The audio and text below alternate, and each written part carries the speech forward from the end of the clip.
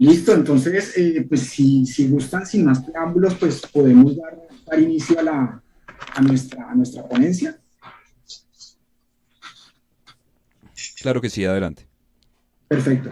Pues bueno, nuevamente muy buenos días y nuevamente gracias a la asociación, a la RCPI y pues a la universidad, a la Corporación Universitaria Republicana por invitarnos a participar pues en esta ponencia. Nuestro tema es el análisis factorial de las relaciones entre gobernanza e indicadores macroeconómicos en países de la Comunidad Andina para el periodo 2002-2018. En principio, pues una de las revisiones precisamente del resumen fue acotar un poco el tema y pues hemos decidido participar con los países de la Comunidad Andina.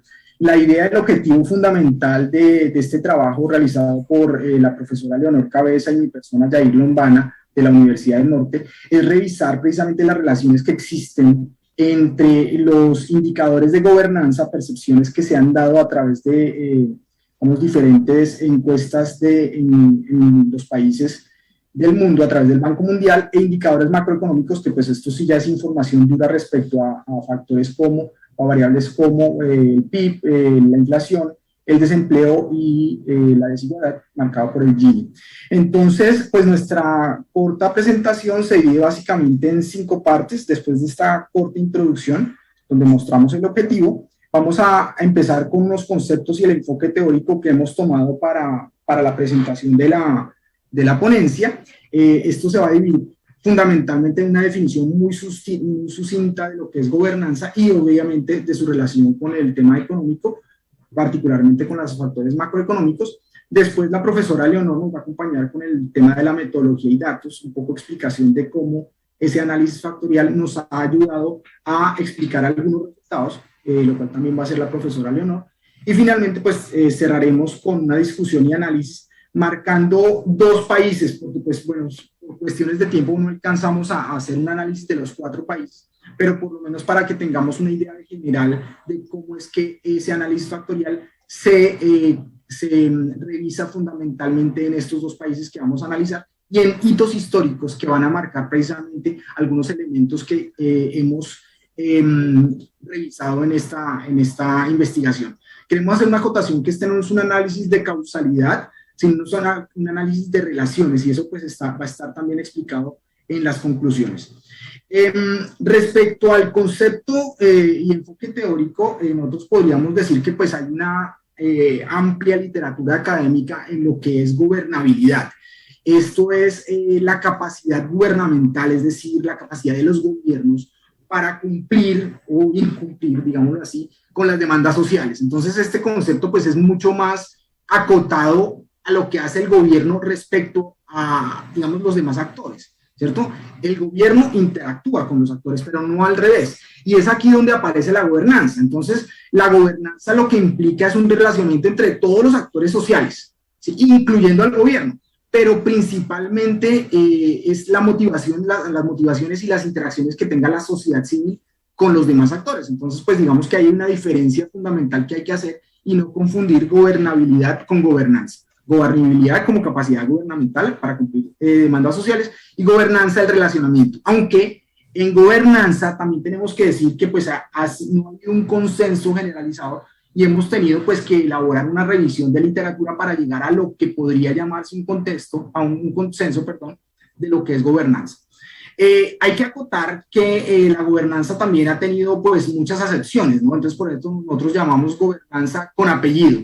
Entonces uno puede escuchar en la literatura gobernanza ambiental, gobernanza sin lucro, gobernanza corporativa, quizás está de las más usadas cuando hablamos del gobierno de la empresa, ¿no? El gobierno corporativo. Entonces este es bastante usado, pero realmente nosotros estamos hablando de un tema genérico de gobernanza. En esto también tenemos que pensar en que es un concepto pendular. ¿Sí? Desde el punto de vista teórico, nosotros nos podemos basar en una teoría neoclásica en donde realmente el gobierno juega un papel de vigilancia, de seguridad, mientras que en una perspectiva neoinstitucional, el gobierno mismo pues hace sus políticas y genera incluso obstáculos o motiva efectos en los aspectos macroeconómicos, que precisamente es lo que vamos a analizar.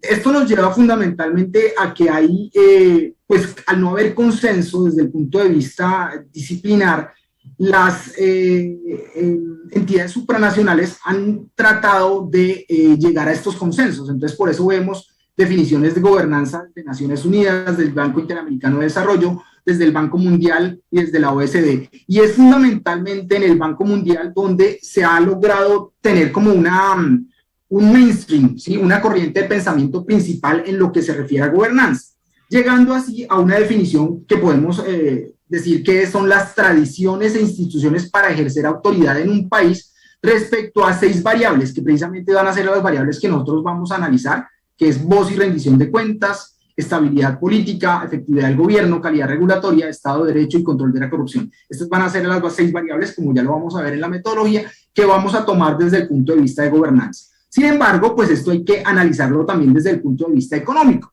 Por eso vemos que hay un cambio estructural en el tema económico a partir de las reformas de los 80s y de los 90s, particularmente en países en desarrollo y particularmente en Latinoamérica, el consenso de Washington, que pues también nos lleva un poco a ese pensamiento pendular de neoclásico a institucionalista, ¿cierto? Entonces aquí hay un cambio hacia lo neoclásico, pero por las crisis sociales, las crisis que han ocurrido, pues existe el efecto pendular a volverse otra vez neoinstitucionalista. Entonces, por eso nosotros hemos hablado siempre de que esto depende de la crisis y cómo se desarrollan esas crisis, en donde el agente fundamental es el gobierno o es el mercado. Y por eso, pues, la gobernanza entraría también en esa discusión. Entonces, por ejemplo, acá vemos que para las empresas privadas, pues, la gobernanza sería desde el punto de vista más bien de mercado, pero desde el punto de vista del Estado, la gobernanza sería más bien desde el tipo de políticas, ¿no? Y aquí fundamentalmente la política fiscal. Y es un poco el camino que nosotros vamos a seguir, ¿cierto? Para revisar precisamente la relación entre gobernanza y los aspectos macroeconómicos, ¿cierto? No estamos analizando causalidad. Esto, digamos que eso es una revisión que se ha hecho años atrás. La posibilidad de ser causalidad, nuestra metodología no lo permite, pero lo que sí vamos a ver es interrelaciones entre los diferentes factores. Es así como pues entramos a la profesora Leonor, que nos va a contar un poquito de la metodología y datos y los resultados. Profesora Leonor. Bien, gracias, profesor. Bueno, buenos días a todos.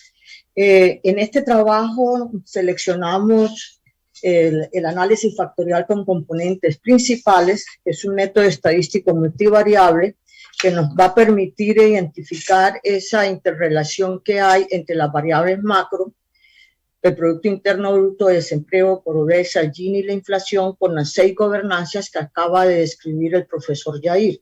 Estamos trabajando en el periodo del 2002 al 2018 con los países Bolivia, Colombia, Ecuador y Perú.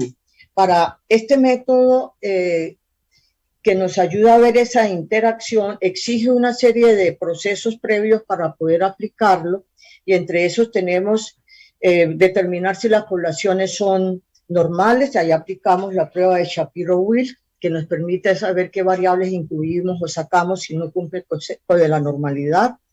Se calculó el indicador KMO, o sea, el modelo de Kaiser, Meyer y Olkin. Para el caso de nosotros nos está dando todos valores superiores a 0.6. Este modelo permite analizar la relación existente, la correlación existente entre las diferentes parejas de variables. Además, miramos, o sea, la prueba esférica de Barlett, que prueba la hipótesis nula de que las matrices de las correlaciones no es una matriz de identidad. Estas 2 pruebas nos dan ya el paso libre para poder aplicar el modelo. Después aplicamos, entonces, utilizamos el SPS para correr el modelo. El modelo nos generó para los países de la región andina, en todos menos Bolivia, 2 factores. La comunalidad de las variables, lo que está explicando en cada uno de los factores fue importante, está explicando más del 75% de esa varianza total. Y en los factores, tenemos los 3 factores, encontramos que lo que está en azul es el factor 1, que es el que el mayor porcentaje de explicación está dando. Estamos incluyendo todo lo que son las variables macro y unas gobernanzas. Ya el factor 2, que es el factor rojo, solamente está incluyendo gobernanza, y esas gobernanzas estamos viendo que mantienen cierta relación, y nada más en Bolivia encontramos un tercer factor que está incluyendo la inflación. El comportamiento de estos factores los graficamos, y el profesor Jair lo va a cruzar con los diferentes hitos de los países, de los 4 países, que trata como de aterrizar el resultado que obtuvimos con el análisis factorial en las ocurrencias en lo que ha venido transcurriendo del 2002 al 2018. Lo dejo, profesor, para que lo cruce con los hitos. Muchas gracias, profesora Leonor. Bueno, efectivamente, como lo decía la profesora Leonor, pues vamos a tomar 2 ejemplos por efectos de tiempo. Vamos a tomar Bolivia y Colombia. Entonces, aquí en Bolivia nosotros vamos a ver, como vemos aquí, está en azul el factor 1. Esta es la línea que corresponde al factor azul, ¿no? Que es en su mayoría elementos macroeconómicos, PIB, tasa de pobreza, índice de Gini, y algunos elementos de percepciones de gobernanza, es decir, estabilidad política, calidad regulatoria y Estado de Derecho. Entonces, lo que nos muestra esta línea es que pues ha estado siempre en descendente, pero también lo que muestra es, por ejemplo, y que es un elemento importante, es que las percepciones de gobernanza pueden tener un efecto, pues digamos, más fuerte a partir de los 2009, cuando precisamente entra en vigencia la nueva constitución de Bolivia, ¿no? Después de unos momentos muy digamos, críticos del país, y la elección del primer presidente, pues, indígena de ese país, que fue Evo Morales. Entonces, pues, digamos que aquí hay una marcada cambio, ¿cierto?, que pasa a niveles, pues, inferiores a la media, ¿cierto?, digamos, a partir de la nueva Constitución.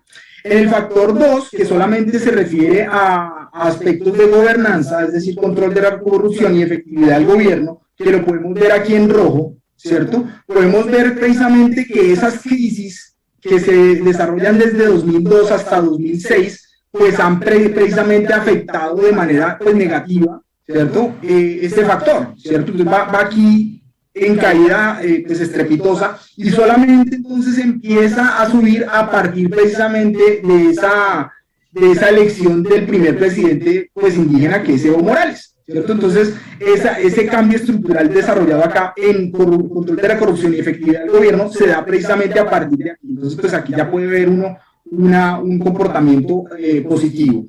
En el factor 3, que para Bolivia es el único país que tiene 3 factores, como lo explicaba la profesora Leonor, si vemos un solo elemento, que es la inflación, ¿cierto?, que tiene coeficiente positivo, y aquí pues entonces lo que vemos son constantes, pues digamos, picos hacia abajo, ¿cierto?, picos hacia arriba, perdón, ¿cierto?, que son momentos también que nosotros podríamos determinar como cambios estructurales. Entonces, pues aquí el tema de nacionalización de hidrocarburos, aquí pues el referendo de elección nuevamente para el presidente Evo Morales, para la reelección, y pues nuevamente aquí después de un proceso de reelección nuevamente, ¿cierto? Entonces, pues ahí ve uno las crisis y ve uno también los descensos. Entonces es un poco cómo se mueven estos momentos, ¿cierto?, para marcar hitos y después pues verse reflejados en este caso en la inflación. Entonces, ese es como el ejemplo genérico que podríamos dar de Bolivia.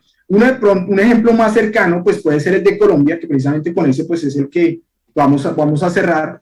Es, bueno, en el factor 1, como se vio en esta tabla, pues el factor 1 corresponde para Colombia al PIB, al desempleo, a la tasa de pobreza, a la inflación, en los aspectos macroeconómicos, y los aspectos de gobernanza, a control de corrupción, estabilidad política, calidad regulatoria, Estado de Derecho, voz y rendición de cuentas. Como se pueden fijar, pues aquí el coeficiente que va a marcar un poco ese desarrollo va a ser el PIB.